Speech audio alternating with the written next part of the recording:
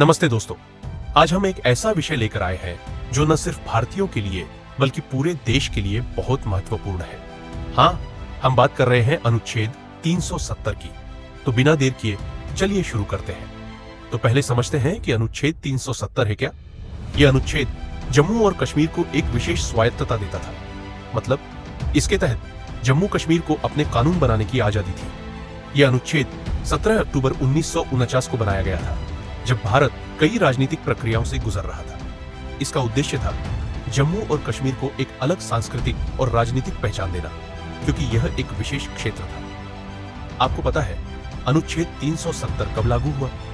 यह उस समय की बात है जब जम्मू और कश्मीर का भारत में विलय हुआ था। शेख अब्दुल्ला ने भारत सरकार से मदद मांगी थी। तो 1947 में यह अनुच्छेद अस्तित्व में आया और कई विशेष अधिकार दिए गए।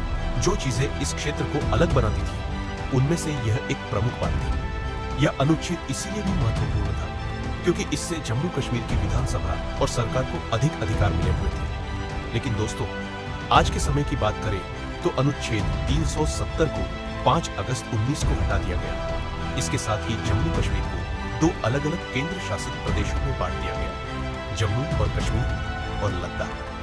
इसके बाद राज्य की स्वायत्तता समाप्त हो गई और अब वहां के नागरिकों के पास वही अधिकार है जो देश के किसी भी अन्य राज्य के नागरिकों के पास है। अब चलिए समझते हैं कि अनुच्छेद 770 हटाने से क्या क्या फायदे हो सकते हैं। सबसे बड़ा फायदा है ताजा विकास का। इससे केंद्र सरकार को वहां ज्यादा निवेश करने का अवसर मिला।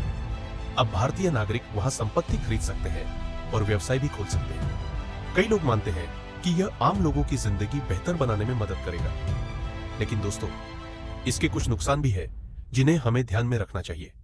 अनुच्छेद 370 के हटने से जम्मू कश्मीर की विशिष्ट पहचान को नुकसान पहुंच रहा है।